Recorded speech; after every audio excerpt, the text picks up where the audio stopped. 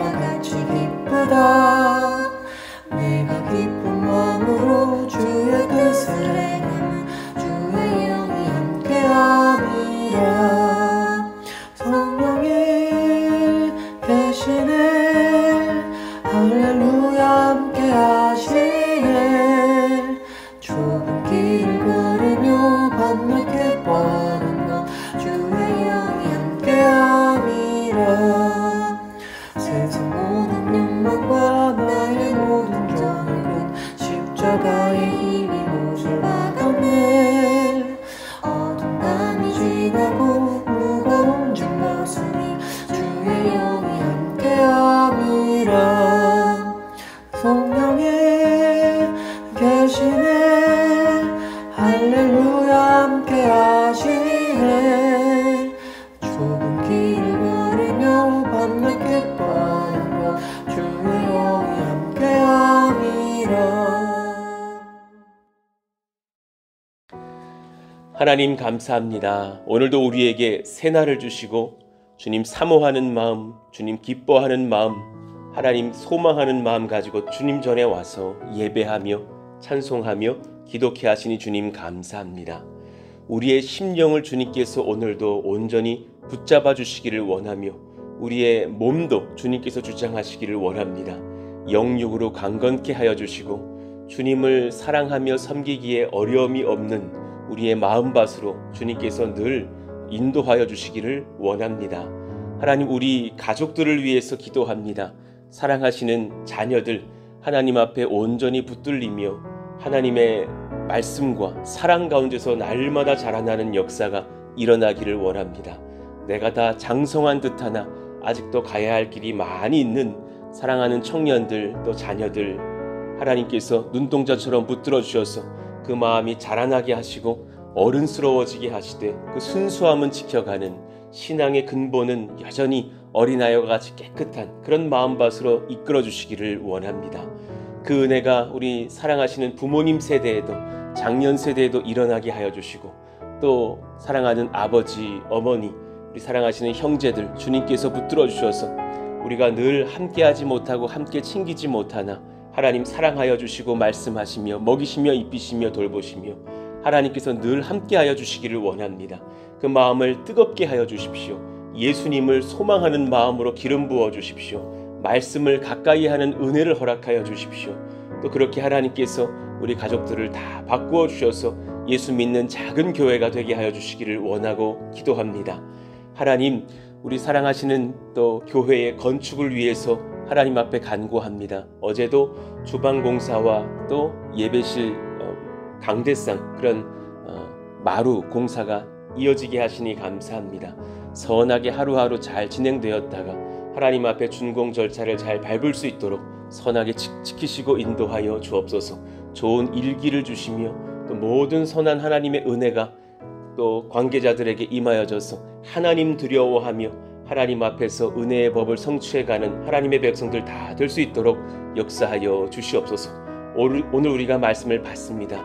주님께서 필요한 것들로 우리에게 말씀하여 주시고 하나님의 말씀 앞에서 우리가 또 바르게 행할 수 있고 순종할 수 있는 아멘 할 수 있는 믿음과 은혜를 허락하여 주옵소서. 예수님 이름으로 감사하며 기도하옵나이다. 아멘. 자, 우리 같이 암송하실 말씀 고린도전서 4장 1절 2절 말씀 읽고 또 한 주간 암송해 보겠습니다. 사람이 마땅히 우리를 그리스도의 일꾼이요 하나님의 비밀을 맡은 자로 여길지어다. 그리고 맡은 자들에게 구할 것은 충성이니라. 고린도전서 4장 1절 2절 말씀. 아멘. 자, 오늘 우리가 같이 읽을 주님 말씀은 느헤미야 10장 28절부터 33절까지 같이 읽겠습니다. 한 절씩 교독합니다. 그 남은 백성과 제사장들과 레위 사람들과 문지기들과 노래하는 자들과 느디님 사람들과 및 이방 사람과 절교하고 하나님의 율법을 준행하는 모든 자와 그들의 아내와 그들의 자녀들 곧 지식과 총명이 있는 자들은 다 그들의 형제 귀족들을 따라 저주로 맹세하기를 우리가 하나님의 종 모세를 통하여 주신 하나님의 율법을 따라 우리 주 여호와의 모든 계명과 규례와 율례를 지켜 행하여 우리의 딸들을 이 땅 백성에게 주지 아니하고 우리의 아들들을 위하여 그들의 딸들을 데려오지 아니하며 혹시 이 땅 백성이 안식일의 물품이나 온갖 곡물을 가져다가 팔려고 할지라도 우리가 안식일이나 성일에는 그들에게서 사지 않겠고 일곱째 해마다 땅을 쉬게 하고 모든 빚을 탕감하리라 하였고 우리가 또 스스로 규례를 정하기를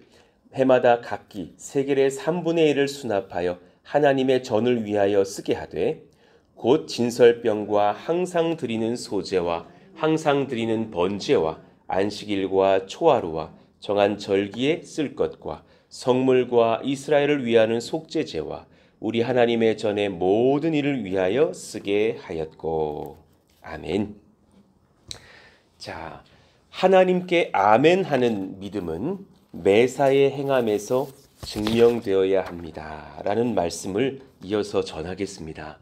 하나님께 아멘 하는 믿음은 매사에 행함에서 증명되어야 합니다.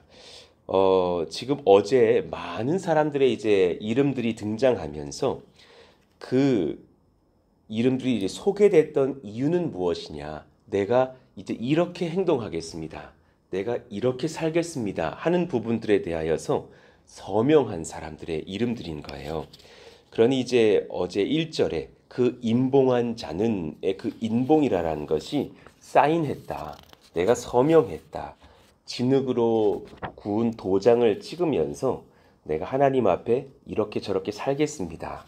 그렇게 약속한 사람들의 이름들이 정치적으로 이끌었던 그 느헤미야와 또 히드기야 이외에는 또 제사장, 레위 지파 사람들 또 여러 그 가문의 리더들의 이름들이 등장하면서 그렇게 본인들이 서명했던 것들을 알 수 있습니다. 신앙의 고백은 입술로 하지만 그 증거는 행함으로 보여야 합니다. 이것이 사실 신약에서의 아주 중요한 논쟁이었어요. 아니, 우리는 믿음으로 구원받거든요. 정답입니다. 우리는 행함으로 구원받는 것이 아니라 믿음으로 구원받죠. 그럼 야고보서와 같은 말씀들을 보면 행함을 강조하던데 이 야고보서가 성경에 들어와야 되느냐? 사실은 여러 논의도 있었죠. 그러나 본질은 이 문장으로 할 수 있는 거예요. 신앙의 고백으로 주님께서는 우리의 믿음을 인정하셔요. 그러나 그 바른 믿음은 행함으로 나타날 수밖에 없는 거예요. 그렇잖아요. 이것이 맛있는 김치라고 말한다면 김치는 김치 맛을 내야 되는 거죠. 김치를 먹었는데 단무지 같으면 그건 안 되는 거죠. 이것이 바른 어떤 우리의 예배라면 그 예배에는 하나님의 임재와 은혜가 있어야 하는 것이죠. 그냥 장난스럽게 예배 드릴 수는 없는 것이죠. 신앙의 고백은 분명히 고백으로 하고 입술로 하지만 그 삶이 나타날 수밖에 없는 거죠. 그러나 이것을 거꾸로 여기진 않으셨으면 좋겠어요. 행하여야지만 너는 고백할 수 있어. 그것은 아닌 거예요. 무슨 말씀인지 이해가 돼요? 너가 헌금 잘해야지 구원받아. 너가 뭘 해야지 구원받아. 그건 아니죠. 우리는 주를 믿음으로써만 구원받죠. 그러나 정말 믿었다면 그 입술의 고백이 합당하다면 사실은 그에 합당한 삶이 나타나게 돼 있죠. 정말 신부를 사랑해서 청혼하고 결혼하는 신랑이라면 그 아내를 아끼겠죠. 대충 살지 않겠죠. 다른 데 가서 또 살림 차리고 그러지 않겠죠. 마찬가지인 거죠. 신앙의 고백은 입술로 하지만 그 증거는 행함으로 보일 수밖에 없는 고백을 주님이 원하시더라. 그러니 그 말씀을 봅시다. 행함이 달라졌을 때 아담과 하와는 범죄했죠. 그래서 하나님 영광 잃어버렸고 원죄를 범하게 됨으로 인하여서 그들은 스스로 선악과 한번 먹은 것뿐인데요 라고 말할 수 있겠지만 그 원죄를 범한 자들이 되어서 온 인류가 우리들이 사실 그 원죄를 타고 나서 자범죄 짓게 하는 사람들로 변화돼 버린 거죠. 사소한 한 가지였죠. 그 과일 하나 먹은 것이요. 그러나 주님 원치 않으셨던 것이고 그들은 그것을 먹었죠. 입술로는 선을 말하지만 행함으로는 악을 보이는 사람들이 있어요. 사실은 그 사람들의 삶은 진실한 입술의 고백이 있다고 말하기 어렵죠. 그 입술의 고백이 정직하지 않았다라는 것을 드러내는 연약한 죄인인 것을 보일 뿐이에요. 신명기 4장 24절 26절 그 사이의 말씀이요. 우리 같이 한번 3절 읽어봐요. 시작. 내 하나님 여호와는 소멸하는 불이시요 질투하시는 하나님이시니라. 내가 이 땅에서 아들을 낳고 손자를 얻으며 오래 살 때에 만일 스스로 부패하여 무슨 형상의 우상이든지 조각하여 내 하나님 여호와 앞에 악을 행함으로 그게 노를 일으키면 내가 오늘 천지를 불러 증거를 삼노니 너희가 요단을 건너가서 얻는 땅에서 속히 망할 것이라. 너희가 거기서 너희의 날이 길지 못하고 전멸될 것이니라. 아멘. 하나님이 가장 싫어하시는 것이 뭐냐면 질투를 일으키는 거예요. 무슨 말씀인지 이해가 되죠? 차라리 안 믿으면 그냥 이방인이야. 근데 믿는다고 말을 했어요. 그런데도 이방인처럼 행동한다면 하나님의 마음에는 불일 듯 질투가 일어나겠죠. 마찬가지 아닐까요? 저기 길을 지나가던 어느 초등학교 아이가 그냥 염주 굴리고 있고 쌍스러운 욕도 하고 예수님 막 비방하고 그런 거면 안타깝게 여기겠죠. 그런데 저희 집 애가 그러면 나는 피가 거꾸로 솟을 것 같은 거죠. 우리 집 큰아들이 그냥 아빠 난 불교 믿을래 그러고 기독교 욕하고 이상하게 행세하고 다니면 제 마음은 막 불타는 것 같은 괴로움이 있지 않겠습니까? 하나님이 지금 그러시다라는 거예요. 입술로는 선을 행하지만 행함으로는 악을 보이는 자들. 사실은 그 입술의 고백이 정직하지 않은 거죠. 그러니까 일전에 어떤 아이가 와서 저한테 질문하는 게 교회에 실제로 이런 어른을 봤는데요. 어떻게 예수님 믿는 분이 그럴 수 있죠? 실제로 이러이러한 분을 봤는데요. 어떻게 그럴 수 있죠? 사실 우리는 반문해 봐야 돼요. 그분 안 믿는 거예요. 실제로 교회 집사님이신 분이 자꾸 예전에 외도를 해요. 그분 예수 안 믿는 분이에요. 예수님, 우리가 같이 믿는 성령이 내 안에 계시는데 외도를 할 수가 없어요. 그것이 계속 반복되고 있으면서 직분을 갖고 있다면 그 직분 사실 내려놔야 되는 거예요. 그분에게 제가 가까이 가서 편지 쓰면서 말씀드렸던 기억이 나거든요. 당신은 예수 믿는 사람 아닙니다. 당신의 이 말로에는 지옥이 있습니다. 어떻게 그럴 수 있습니까? 회개하십시오. 그분이 수년간 그렇게 저와 교제하면서 아파하다가 사실은 회개하고 돌아오는 모습을 보았거든요. 그리고 사실 그 죄를 만인들에게 고백했어요. 우리 교구 식구들에게도 막 알렸어요. 나는 그런 죄를 졌던 사람이라고. 저는 제 아내에게 지금 사실은 큰 상처를 주고 저희 집 자녀들에게도 상처를 줬다고. 근데 그러지 않겠노라고. 사실 그때부터라도 그렇게 그가 바르게 살 수 있다면 그제서야 이제 하나님과 하나님의 백성들이 인정할 수 있겠죠. 그의 고백이 합당하다. 맞지 않을까요? 하나님은 열왕들의 행함을 보고서 그들이 선한지 악한지를 구별하셨어요. 열왕기 상하, 역대 상하를 보시면 하나님이 왕들을 평가하시고 나서 행적이 소개된다는 것을 아십니까? 항상 왕에 대한 그 행적을 먼저 소개하기 전에 그는 선하다, 그는 악하다, 먼저 그의 행함을 보고서 구별하셨어요. 예를 들면 왕하 21장 11절 보시자고요. 유다 왕 므낫세가 이 가증한 일과 악을 행함이 그 전에 있던 아모리 사람들의 행위보다 더욱 심하였고 이방 사람보다 더했대요. 그들의 우상으로 유다를 범죄하게 하였도다. 이것으로 한 가지 알게 되는 것이죠. 하나님은 므낫세를 악한 왕으로 보셨구나. 다른 것으로 입술의 고백으로 판단하신 것이 아니라 그 삶의 행함으로서 보셨다라는 것을 알게 돼요. 하나님은 행함이 악한 자들이 실은 그 심령에 하나님 인정하지 않는 불신앙이 있다는 것을 알고 계시는 거예요. 믿음 없음의 상태인 것을 알고 계시는 거죠. 아무리 지난주 주일 설교처럼 이세벨이 하나님 법을 이용하는 듯 하면서 죄를 짓더라도 그 고백으로서는 합당하게 행하는지는 모르겠지만 그 행함을 보면 믿음 없음을 알고 계시는 거죠. 시편 53편 1절 어리석은 자는 그의 마음에 이르기를 하나님이 없다 하도다. 죄 지으면서 하나님이 없다 하는 거죠. 그들은 부패하며 가증한 악을 행하며 선을 행하는 자가 없도다. 그러니 왜 제가 가끔 설교하잖아요. 그 영국의 왜 버스 광고 중에 아마도 하나님은 없을 것이에요. 그러니 걱정하지 마세요. 중요한 전제의 광고 문구거든요. 하나님이 있으면 내가 벌 받을 걸 아는 거예요. 그런데 아마도 하나님은 없을 거예요. 그러니 걱정하지 말고 사세요. 이게 그 영국의 어느 그 광고에 실렸던 버스 광고였거든요. 하나님이 계시다면 내가 두려울 거라는 것을 그 죄인들은 알고 있는 거죠. 하나님이 없다 말하죠. 그래서 가증한 악들을 행하지만 사실은 하나님 보시기에 참 두려운 일들을 행하는 죄악이죠. 자, 두 번째 봅시다. 행함이 하나님 앞에서 구별된 사람을 세상 사람들이 주목하여 봅니다.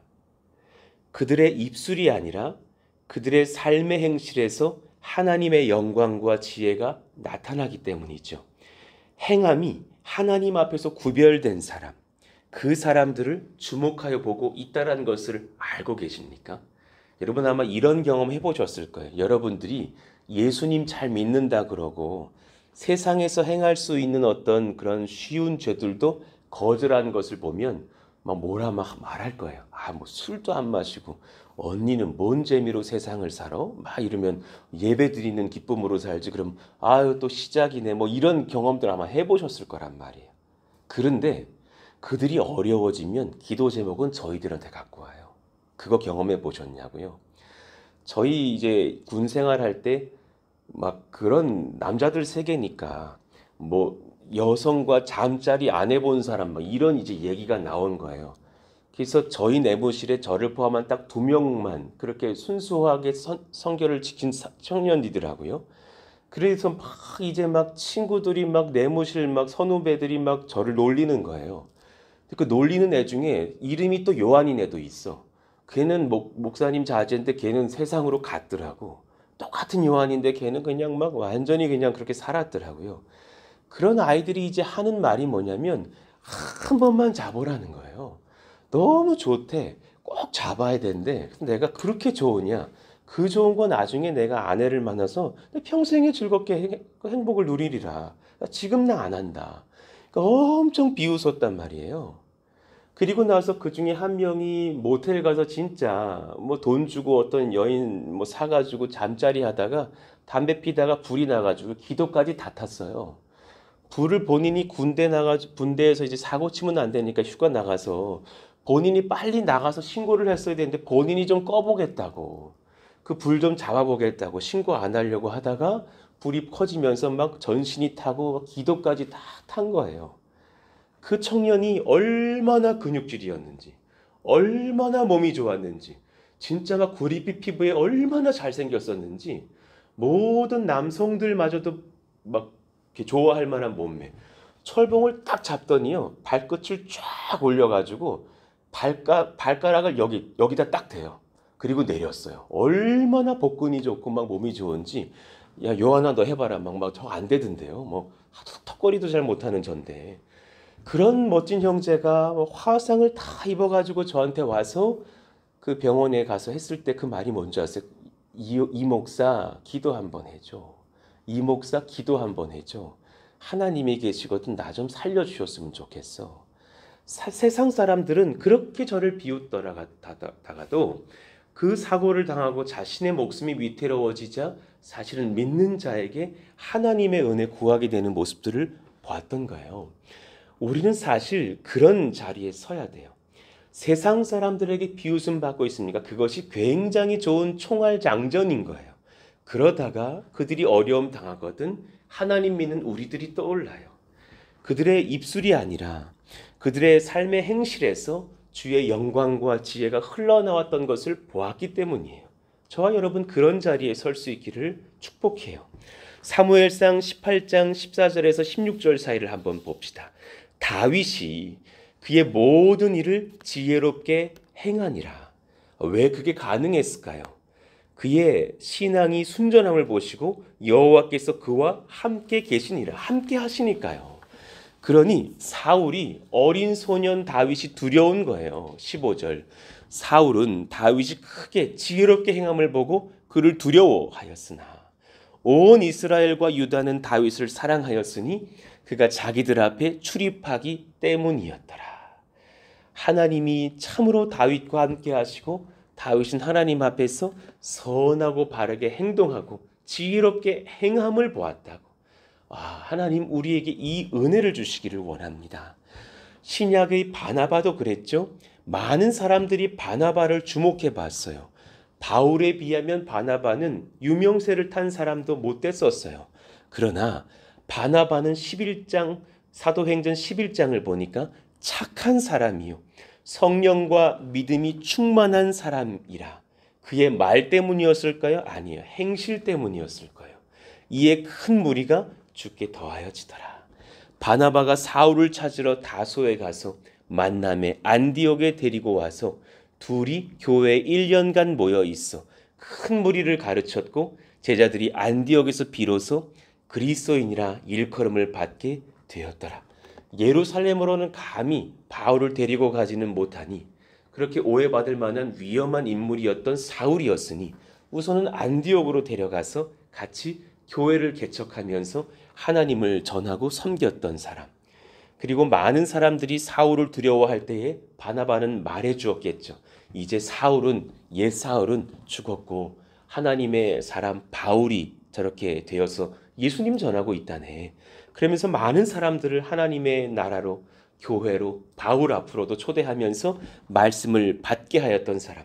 그러니 예루살렘 교회가 아니라 안디옥 교회에서 처음으로 그리스도인, 예수님 믿는 사람이라는 그런 호칭들을 많은 사람들이 받게 되었던 것. 아마도 바나바의 행실처럼 나도 되려고 하는 많은 초신자들의 삶의 변화가 있지 않았을까. 하나님 이런 삶들을 저에게 선물해 주시기를 바랍니다. 우리 사랑하시는 권속들에게 선물해 주시기를 바랍니다. 사도 바울은 심령에 거하시는 하나님을 향한 믿음을 따라 자신의 일생을 드렸고 복음 전도에 대한 하나님의 부르심에 대하여 합당히 모든 것을 행하였습니다. 고린도전서 9장 23절. 내가 복음을 위하여 모든 것을 행함은 복음에 참여하고자 함이라. 그러니 오늘 말씀 여기까지 보실까요? 우리 같이 기도하실 때에 이것을 간구했으면 좋겠어요. 주님, 제가 주님을 알고 고백하는 그 신앙 주시니 너무 감사한데 바라건대 그 신앙 고백에 합당한 삶의 행함의 열매 주시기를 원합니다. 이게 오늘 설교가 거꾸로 되어서 목사님은 행하라 그랬어. 거기에만 함몰되어서 노예처럼 지치지 않았으면 좋겠어요. 거꾸로 돼야 되거든요. 기뻐서 행해야 되는 거예요. 행해서 증명해내는 것이 아니에요. 이미 하나님은 여러분을 증명하셨어요. 이미 내 딸이라 내 아들이라 말씀하셨어요. 그것으로 구원은 이미 열매를 얻으셨어요. 그 감격 때문에 행하는 거예요. 사랑하는 내 딸아, 내가 과일을 깎아주었으니 마루에 나와서 나랑 좀 먹자. 그래서 과일을 깎아서 주님이 주실 때 받아 먹는 시간, 그것을 예배라 그럴 수 있어요. 그럼 그 아버지 어머니가 깎아주신 과일을 받아 먹으면서 같이 사랑의 교제를 하던 자녀가 이제는 청소기를 마루에 돌리기도 하고 방에 들어가서 아버지 방에 이불도 개드리기도 하고 집에 쓰레기를 버려드리기도 하는 것은 자녀가 사랑받았기 때문에 기쁨으로 하는 것이지, 이거 안 하면 자녀가 아니게 될까 봐, 하나님 내 아버지가 호적 파실까 봐 그러는 일은 없다라는 거죠. 그 순서로 가야 된다라는 거예요. 하나님, 제가 그렇게 기쁨으로 하나님 앞에 사랑도 받고 행함도 할 수 있는 그런 순전한 삶의 열매를 허락하시기를 원합니다. 죄가 틈타려고 할 때마다 내가 하나님께 사랑받는 딸인데 하나님이 기뻐하시는 아들인데 내가 이것 행하여서 아버지 근심시킬 필요가 있을까? 이거 안 하리라. 그렇게 말할 수 있는 우리가 되게 하여 달라고 기도하시기를 원합니다. 그런 순수한 신앙을 우리 사랑하시는 자녀들에게도 청년들에게도 우리 가족들에게도 허락하여 주시기를 원합니다. 우리 저를 비롯한 목회자들도 그렇게 살아갈 수 있기를 원합니다.